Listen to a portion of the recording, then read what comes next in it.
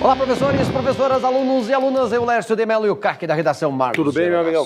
Certíssimo. Olha, duas próximas aulas imperdíveis, hein? Não deixem Faremos de propaganda ver. depois, Não deixem de ver. É, imperdíveis as duas próximas. Duas partes, dividimos estas duas próximas em duas partes. Saberá daqui a pouquinho. Não, Mas agora vamos tratar do que, professor Marcos? Outro assunto. Vamos lá. Assunto em voga e assunto de grande repercussão. Cotas. O assunto das cotas. Pega sim, porque alguém vai dizer, não, mas as cotas servem para quê? As cotas servem, sobretudo, para dar uma condição maior àquele indivíduo que, por razões diversas, algumas delas elencaremos agora, não conseguem acessar ao ensino superior. E, consequentemente, ele precisa do quê? De um apoio. Aquela situação, nós usamos um termo, muitas vezes no jornalismo, quando você vê assim, eu estou aqui, né? Você não está enxergando só o plano americano. O que temos ali? Esse plano americano, o Mauro está fazendo a partir disso. Mas aí o que acontece? Se eu abrindo. Então, abrindo. Agora já não é mais o plano americano, certo? Mas se ele estivesse nesse plano americano e eu fizesse isso aqui, eu subisse em alguma coisa, um prático, eu teria esse apoio, que me daria mais altura para nós ficarmos próximos. Sim. Ora, isso que nós chamamos de apoio, exatamente. Dá um equilíbrio. É olha, você encontra em vários programas de TV isso ocorrendo e nem se dá conta. Não, em filmes você vê o jornalista... o Brad Pitt não faz, o Tom Cruise não pode brigar com qualquer bandido se não tiver alguma situação de autoria. Exatamente, só que são as técnicas, né? Então, mas isso é uma analogia que estamos fazendo para quê? Para dizer que as cotas servem como esse prático. Ou seja, as cotas servem como apoio. Esse é um apoio temporário. Sim, nesse ponto haverá consonância entre a nossa fala. Um apoio temporário, mas ele precisa existir. Um detalhe importante aí, você vai me perguntar, sou contra ou sou a favor? Até posso ter ressalvas, mas a minha opinião não vale aqui nesse sentido.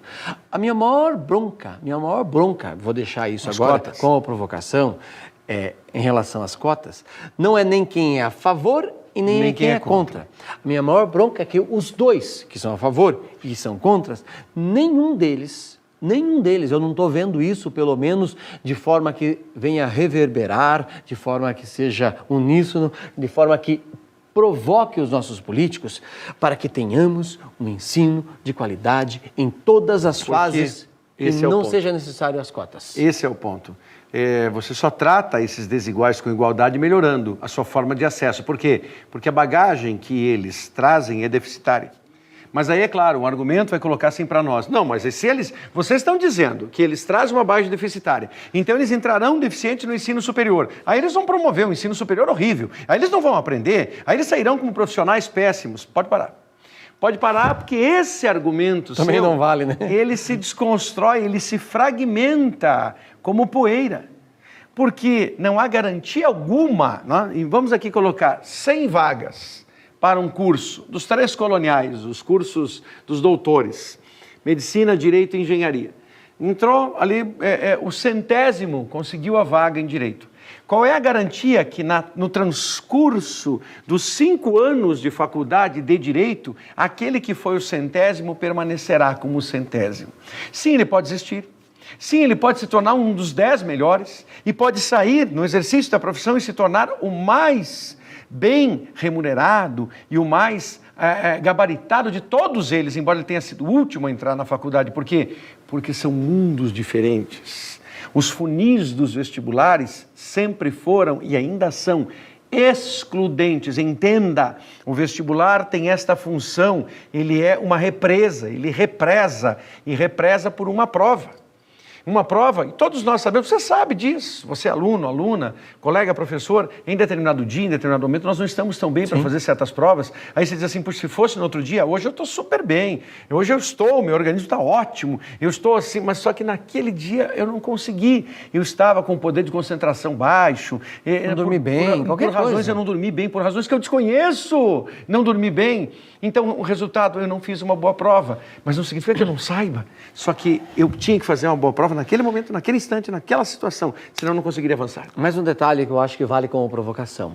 O nosso ensino Tá, estou falando agora de quem está em sala de aula, de quem também escreve livros didáticos. 2º ou 5º, 6º ou 9º, ensino médio, se nós formos olhar, serve tão pouco para a universidade. Serve tão pouco para a universidade. É uma coisa conteudista. Ao exagero.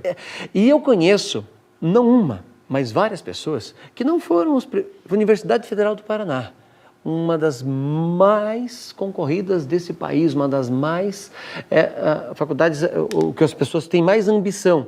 Conheço gente que não foi um dos primeiros a entrar no vestibular, por exemplo, de Direito, e saiu como uma das primeiras colocadas.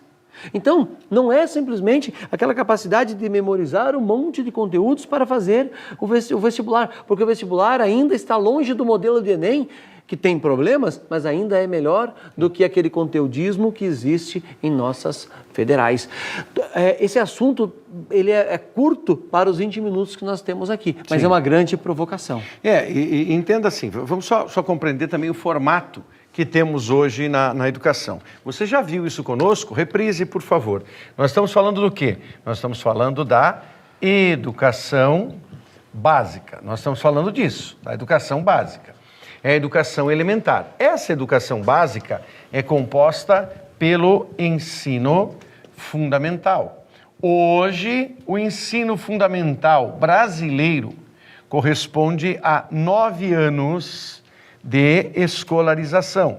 Então, 9 anos de escolarização. Portanto, nós teremos primeiro ao 9º ano, certo? Primeiro ao 9º. Isso é o que acontece na educação básica, dentro do ensino fundamental. O ensino médio, o nosso ensino médio atual, estamos falando agora já no horizonte de 2016, contempla 3 anos.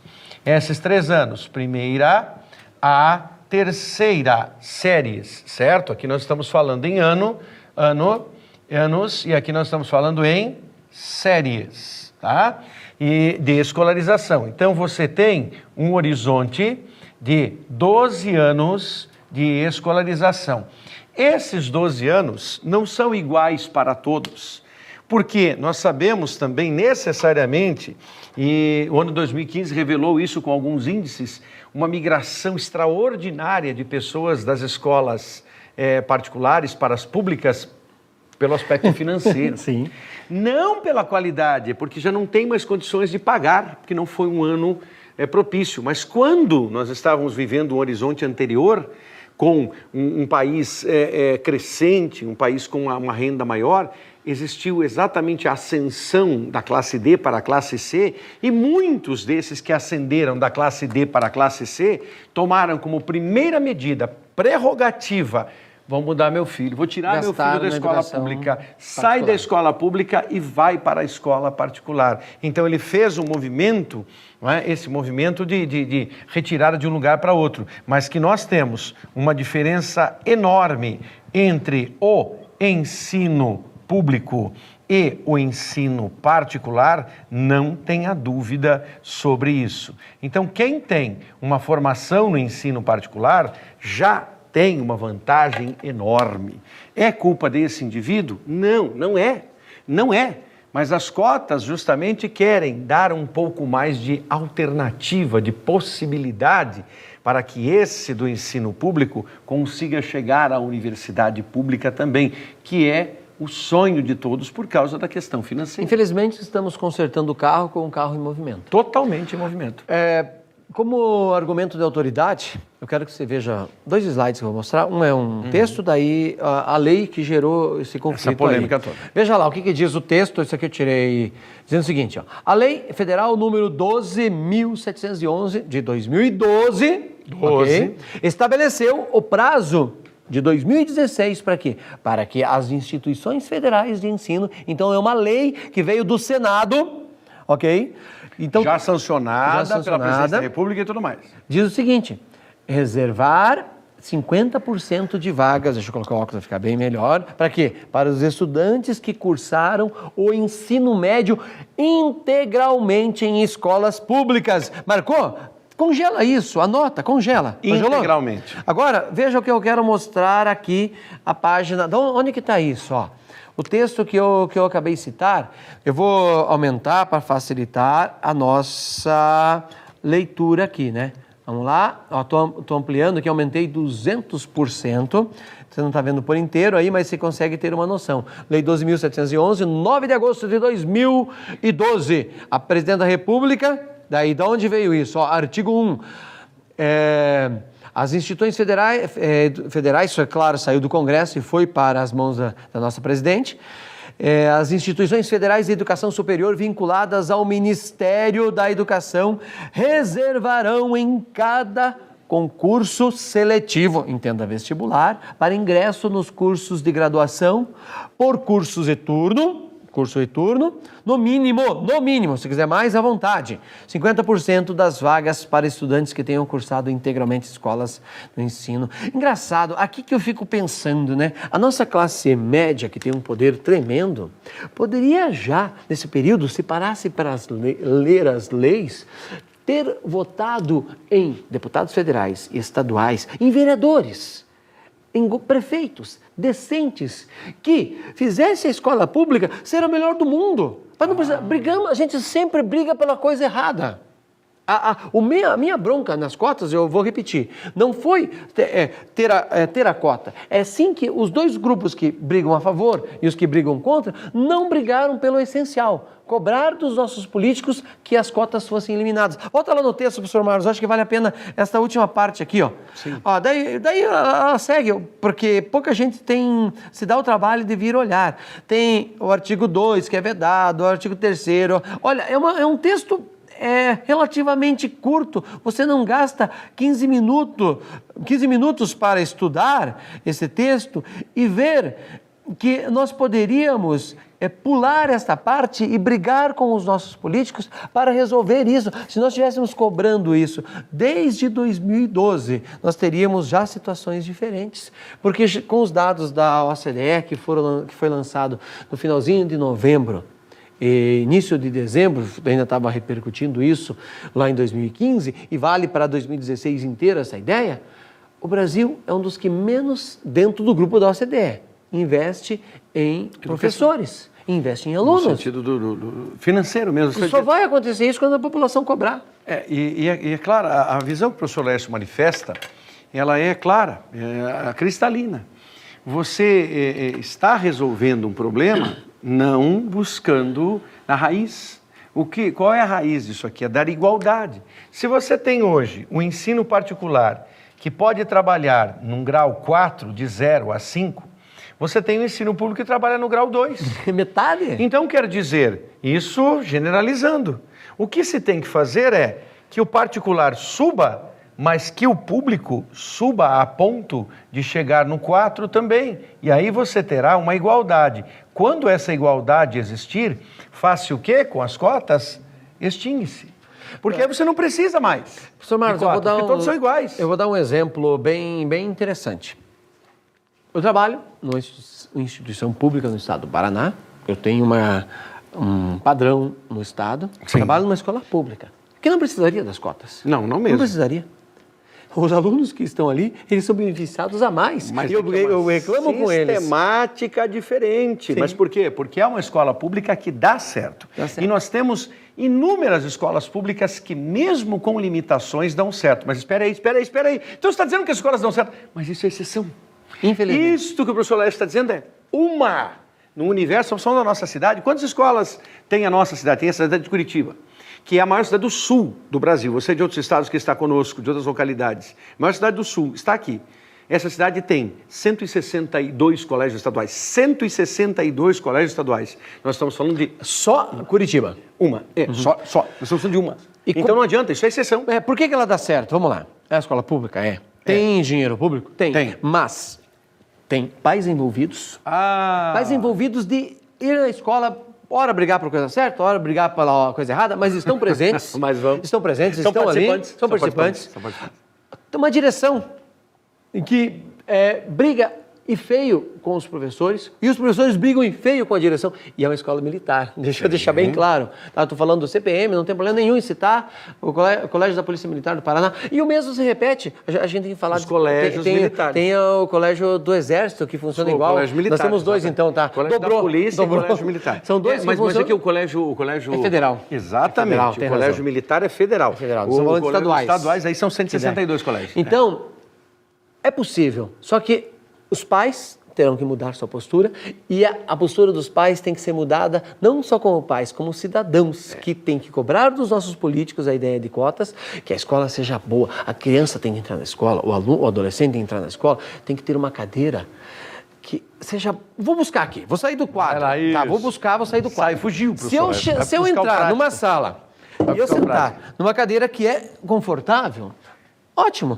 Infraestrutura. Aqui foi bom eu sentar. Agora naquela cadeira dura, que você não resiste ficar 20 minutos ali. Eu vou obrigar o coitado do adolescente a ficar... Passar a manhã inteira. Não dá. E nisso, lembre-se, nós tocaremos nesse assunto mais vezes, hein? Tirar do quadro isso. Só uma pincelada. Tocaremos mais vezes nesse assunto. Como é possível o Brasil pensar em não ter cotas se quase 100 mil escolas brasileiras não possuem biblioteca? Índice de 2010. Existe uma lei assinada... Repete esse número. 100 mil? Praticamente 100 mil escolas no Brasil não têm sequer biblioteca. Por isso, Luiz Inácio Lula da Silva assinou uma lei dando um prazo de 10 anos para que todas as escolas públicas brasileiras tenham biblioteca. Já se passaram 5. Duvido que 50 mil escolas brasileiras, em 2015, passaram a ter biblioteca. Duvido. O MEC tem esses índices, tem esses números. Duvido que isso tenha acontecido. Então não vão cumprir a lei. Não. Se não cumpre a lei, bom, você tem vários mecanismos. Um deles é prender. Prender por quê? Porque não cumpre a lei. Porque não cumpre a lei, não cumpre a lei. Mas por que não cumpre a lei? Porque não cumpre, está preso. É mais ou menos assim. É a brincadeira, né? Pede para sair ou esteja preso. Né? As duas situações, esteja preso. Tá? Professor Marcos, essa ideia, ela apareceu por causa do que aconteceu no estado do Paraná. Sim. Uma gritaria total. Sim. E eu vou colocar um textinho, acho que vale a pena discutirmos. Olha só, isso aí vem na Gazeta do Povo, tá? O que é um jornal de circulação em todo o Paraná, parte do Brasil, está na internet, você pode procurar lá. Uma das maiores diferenças em questão das cotas foi no curso de Engenharia Mecânica. Entre os candidatos das cotas sociais autodeclarados, negros, pardos ou indígenas, e com renda per capita de 1,5 salários mínimos, o último convocado acertou 11 questões de um total de 80. Foram convocados 10 alunos deste grupo de cotas. Quais? O que a gente acabou de ver ali, né? Que são aqueles autodeclarados negros, pardos ou indígenas. E eles vão concorrer a 6 vagas. Então, praticamente virou aí 2 para 1. Na ampla concorrência, foi preciso acertar 51 questões.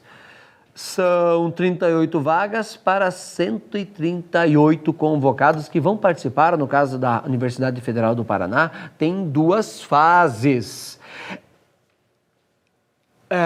Qual é o número que você viu aí? Que um precisou acertar menos do que o outro? Também vi isso. Mas se você não foi capaz de ver que existe um ensino público, não só no Paraná, no Brasil, extremamente ruim, não vale. Você tem que olhar os dois lados. Existiu os alunos que precisaram acertar menos para estar na segunda fase, portanto tiveram uma concorrência, abre aspas aí, menor. E se continuarmos assim, nós vamos ter pais que vão manter os seus filhos na escola particular e vão mandá-los de manhã ou em outro período para a escola pública e vão dizer que eles passaram na escola pública, gastando 2 vezes, já gasta-se 2, né? Mesmo que ele não participe das 2, né? Em breve teremos assim, em vez das pessoas brigarem por uma governança melhor, para que o dinheiro que se gasta com o ensino se torne melhor aplicado. Porque embora não estejamos gastando o suficiente, estamos gastando muito e mal. Se esse pouco dinheiro que estamos gastando fosse melhor aplicado, com certeza os resultados seriam melhores. É isso, professor Marlos? Veja só o que você diz corretamente. Em se tratando de UFPR, que é exatamente o que o professor Laércio manifesta, pela primeira vez em sua história, a Universidade Federal do Paraná adota as cotas em sua primeira fase, porque o vestibular da UFPR há mais de 10 anos trabalha com 2 fases.